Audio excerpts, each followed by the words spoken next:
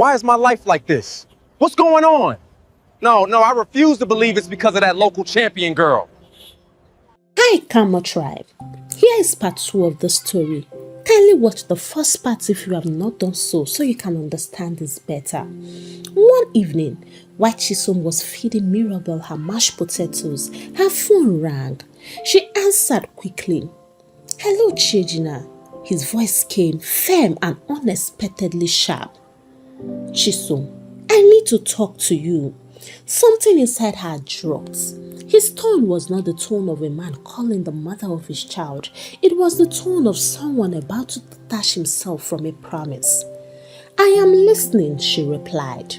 There was a long pause. Then he released the words like stones from his chest. "I cannot continue this relationship." She blinked. "Chejina, what are you saying?" I have thought about it carefully," he said, his voice calm and almost rehearsed. "I have realized that you and I cannot be together. Our lives are too different. You are not the kind of woman that fits into the future I'm trying to build now. The margin is too wide." The room suddenly felt colder. Chisom placed a hand on the table to steady herself. "What do you mean by that?" she whispered. He exhaled slowly as if he had been waiting to say the next word. "You are too local for me." The word stabbed her like an unseen blade. Local? It echoed in her ears, mixed with the memory of every sacrifice she made for him, every long night she prayed for him, every naira she saved for him, and every tear she swallowed all for him. Local? The insult felt personal. I mean, too personal. She swallowed hard and asked, "After everything I did to help you travel? After everything we planned together?" "Please, madam, don't make this emotional," he said impatiently. "You are a good woman, but you are not the type of woman I want beside me right now." Her heart broke silently. "What about your daughter?" she asked, her voice trembling. His answer was the final blow. "Well, if I have some money to spare, I will send it. After all, she will grow up and answer another man's name someday. Women move on fast." The phone nearly slipped from her fingers. "Chejina, how can you say that?" "I don't want trouble," he said briskly. "I only called to tell you to move on." And before she could gather the strength to speak again, the line went dead. For minutes, Chisom sat frozen, unable to breathe. The silence around her grew louder until it swallowed her completely. Mirabel began to cry, sensing her mother's distress. Chisom held her closely with trembling hands as the tears finally escaped, slow and hot tears that tasted like betrayal. Her mother walked into the room and then she alarmed. "What happened?" Chisom could barely speak. "Mama, he said I am too local for him." Her mother placed a hand over her chest, shocked beyond words. "He said he cannot marry me and that if he has spare money, he will send something for Mirabel.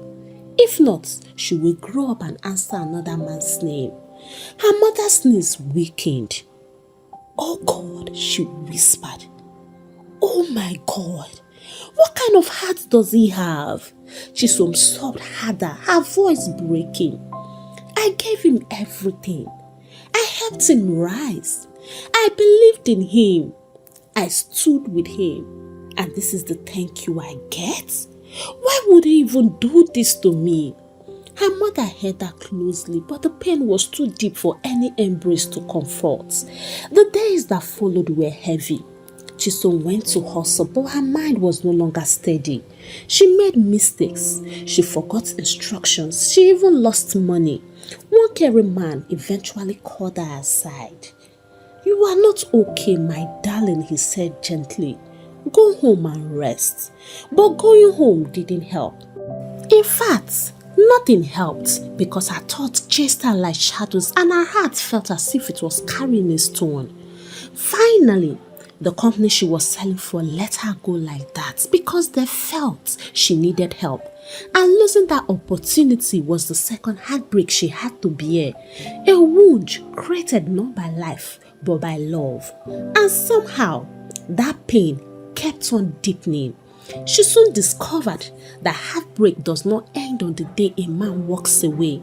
Sometimes it continues until a woman reaches the point where tears are no longer enough to express her grief. And sometimes it leads her to do something she never imagined she could do. Days blended into another. Nights became longer than they should, and her body moved, but her spirit lagged behind. She avoided her friends because she didn't want to answer questions. She avoided neighbors because she didn't want to hear pity in their voices, and she avoided social gatherings because she couldn't bear seeing other women happy. Her mother watched her with quiet worry. One afternoon, while folding baby clothes, her mother approached her gently. "Chisom, you have been carrying too much alone." Chisom smiled weakly. "Don't worry, Mama, I am fine." Her mother touched her arm. "No, you are not. A wound that stays hidden becomes infected." But Chisom could not speak. Her pain was too raw, too disorganized, and too deep to form into words. Months later, she was still not healed, and the loan repayment date was fast approaching again. Her savings had dwindled, her job was gone, and no help was coming from the man who promised her the world. Desperation forced her to reach out to him. With trembling hands, she typed, "We took a loan together for your travel. I have paid most of it. Please help me complete the rest so I can move forward with my life." She hesitated before sending it. Her pride resisted, but her reality pushed her forward. Hours later, nothing. She fed Mirabel and checked her phone again. Still nothing. By evening, she felt a strange calm. The calm that comes when a woman stops expecting kindness from those who once claimed to love her. She fell asleep. The next morning, she opened her phone and saw his message. "Madam, I have read your message, but please, I have to block you." Just like that. No explanation, no apology, and no conscience. Something inside Chisom broke. It was a deep sinking emptiness that felt like falling inside a dark well with no bottom. Mirabel played beside her, blabbing, unaware of what her mother was going through. Chisom watched her with a mixture of love and sorrow. "This child deserves more," she whispered. "She deserves a father who sees her and a mother who is not breaking." Her mother knocked gently and entered. "Come and eat," she said. "Mama, I am not hungry." "But you have not eaten in 2 days." "I am not hungry, Mama," Chisom repeated. Her mother studied her face and left without arguing, closing the door quietly behind her. Alone again, the silence pressed heavily on her chest. Her thoughts came in waves.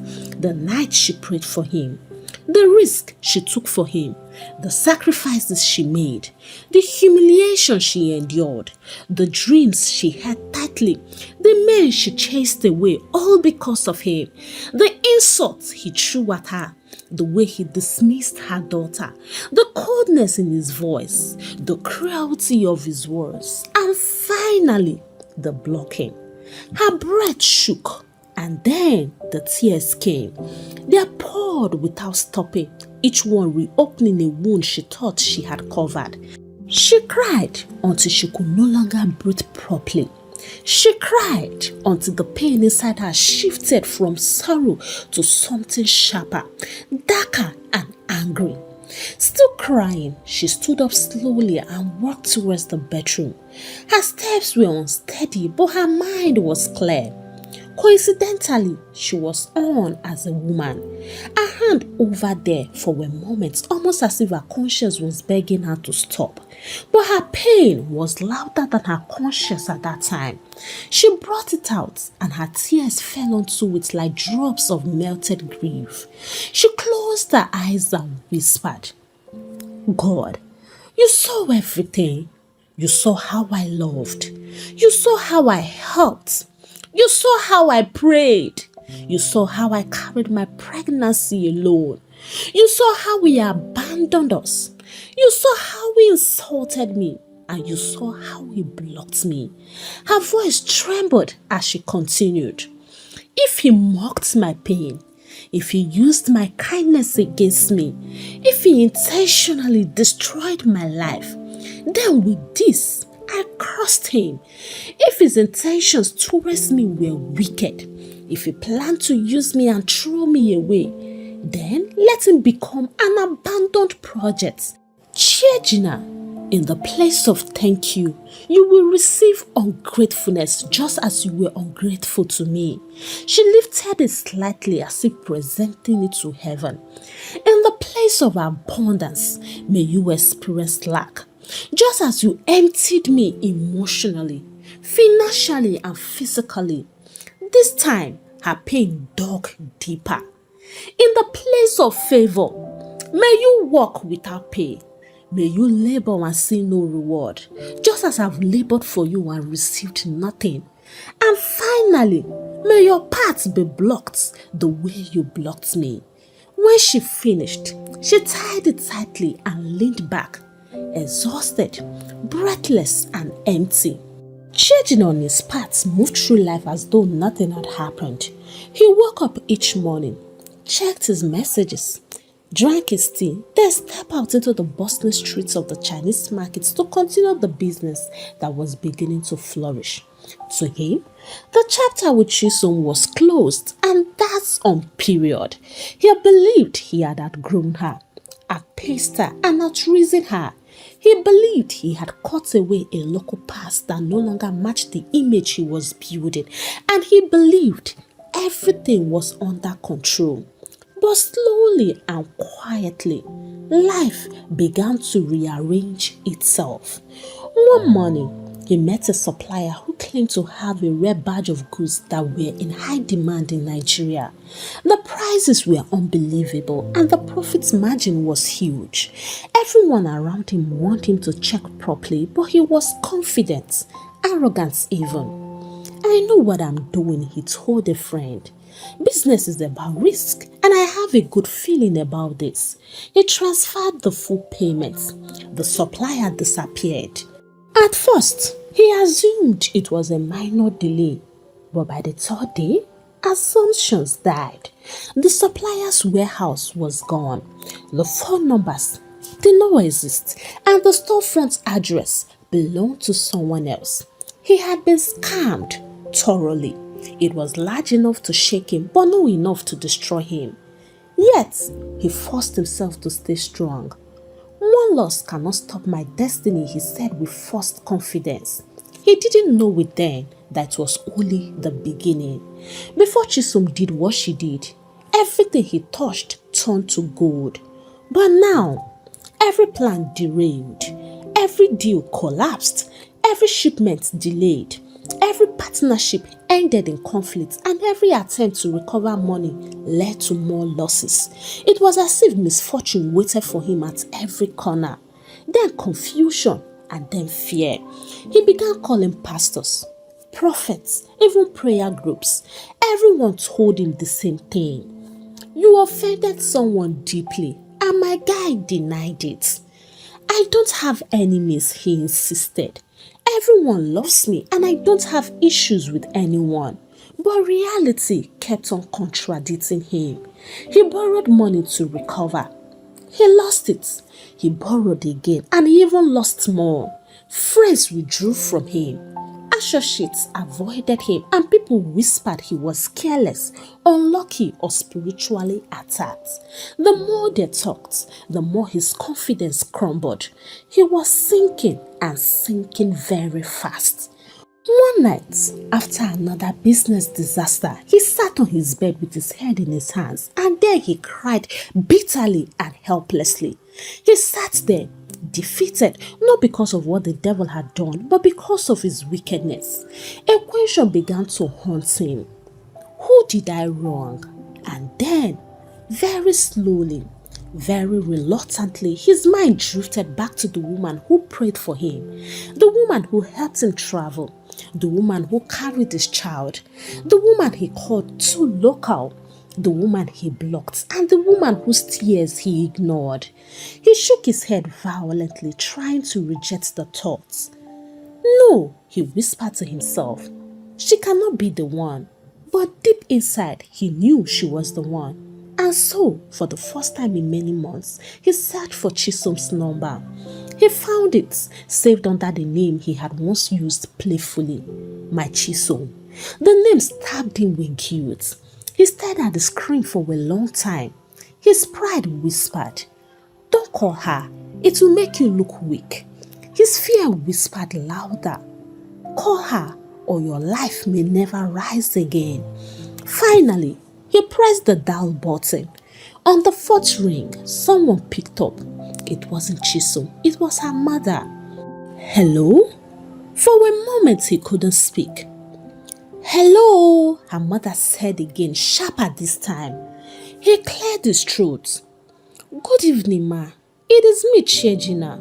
There was silence, not a silence of confusion or a silence of recognition. It was a silence of held-back anger and memories she wished she never had. Her voice was cold, steady, and controlled. "What do you want?" I want to speak to Chisom, please," he stammered. "You have nothing to say to her," her mother replied. "She owes you nothing anymore." Her fairness shook him.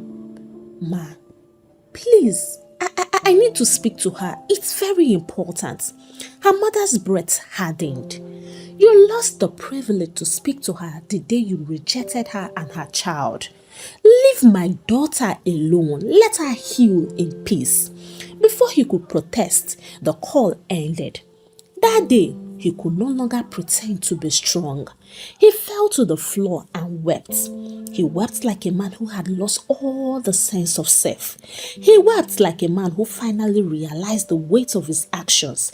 And he wept like a man who knew he had destroyed the only pure thing he ever had. He remembered the first day he met Chisom. Her smile, her gentleness, and her sincerity. He remembered how he believed in him, how she hustled like Iron Lady, how she sacrificed her comfort, how she carried his child alone, and the way he insulted her. He hit himself hard, especially when he remembered the way he dismissed her as too local, the way he denied his daughter, and the way he blocked her without remorse. He pressed his hands to his forehead, overwhelmed. When did I even become this person, he asked. What's wrong with me? He picked up his phone again, wiped his eyes, and wrote a long message. Chisom, I know you may never forgive me, but I need to say this. Everything in my life is falling apart. I am facing something I do not understand, and I know it's because I hurt you.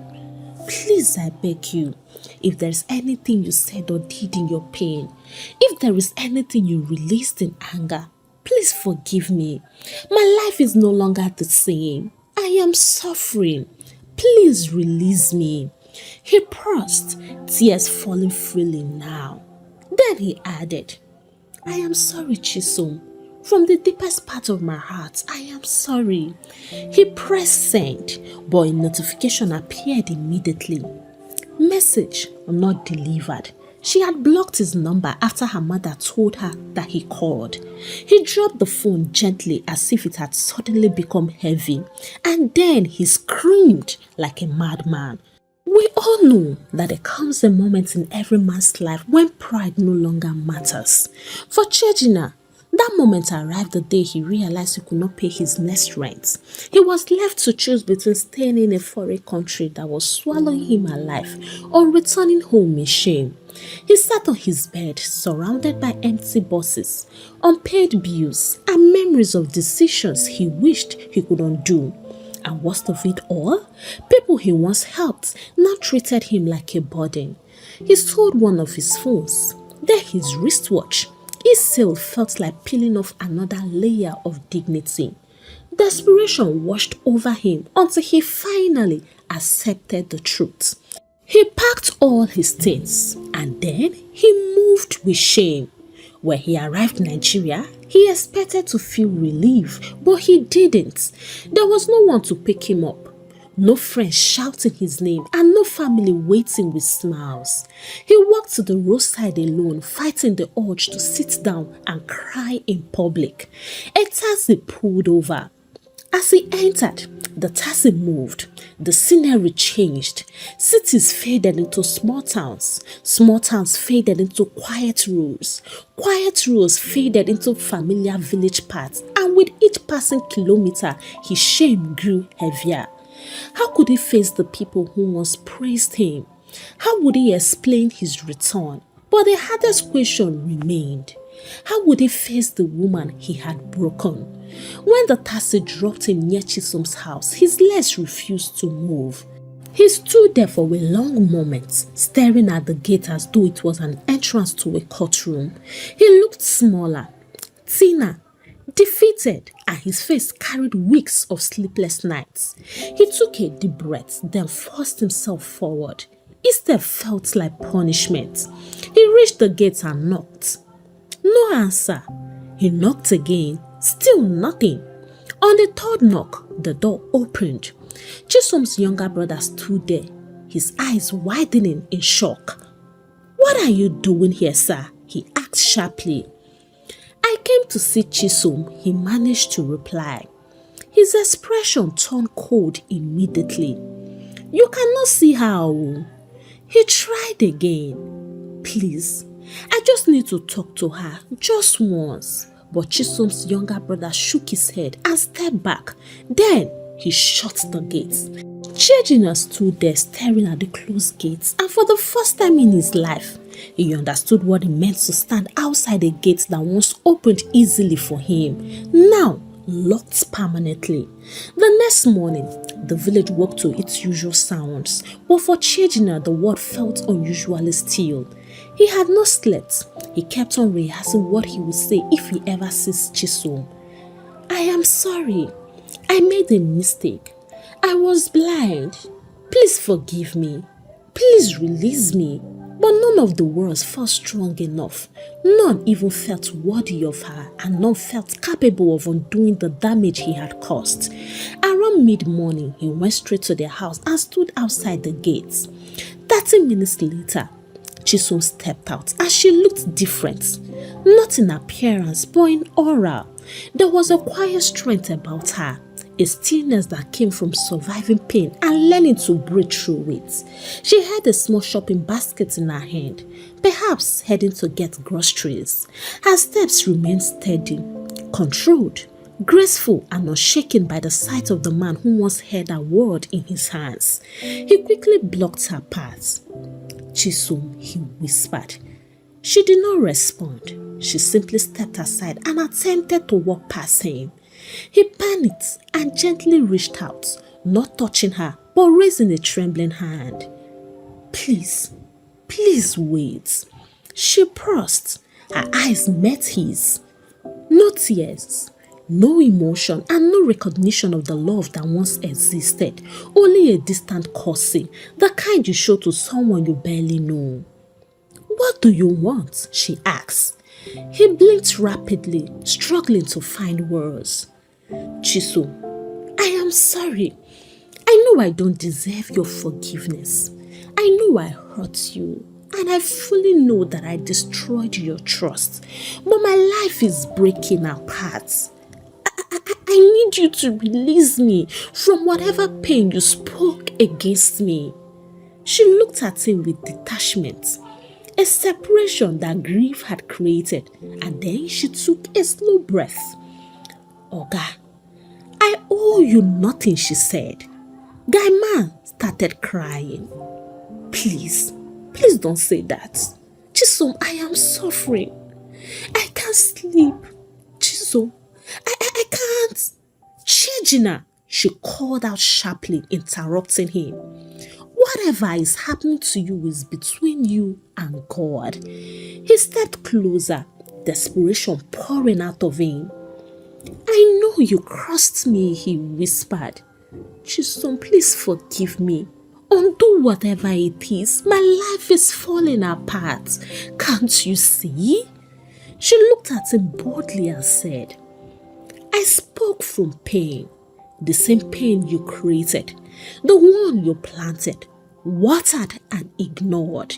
He dropped to his knees on the dusty ground. People passing by paused, staring in shock, but he didn't care. Chisom, I beg you, please forgive me. Please have mercy and please release me. She watched him for a long, silent moment. Then she said something. Forgiveness is not what you need. You need reflection. He stared up at her, confused and broken. She continued, you need to feel what made me feel. You need to understand the weight of your actions. You need to carry the consequences long enough to know never to do this to another woman. His tears fell harder. Are you saying you will not forgive me? She shook her head gently. I am saying I cannot give you what you are asking for. Not now, and maybe not ever. She stepped past him. He reached out one last time, but she didn't turn. Not once. She left him there kneeling in the dust. His vision blurred. He stayed there and he defined the word regret using his states. For a long time, he did not rise. He stared at the ground as if searching for the pieces of himself he had once scattered carelessly. He whispered, Chisom is gone. Not just physically, emotionally or spiritually, but completely. Oh my Chisom. She's no longer the girl who waits for my calls.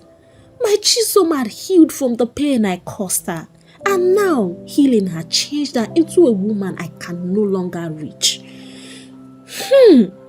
What an everlasting mistake. He stood up and people watched him with quiet curiosity and pity. He walked home like a shadow.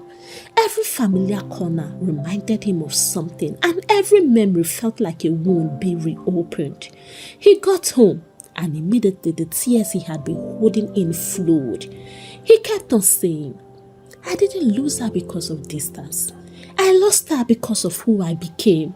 A man who betrayed love, a man who abandoned responsibility, a man who mocked sacrifice, a man who forgot gratitude, and a man who chose pride over loyalty. He tried to sleep, but sleep refused him. He tried to pray, but guilt choked his words. He simply whispered, tomorrow I will try again. Maybe she will listen. Of course, he did try again, but this time, he didn't even see Chi, nor talk of Song.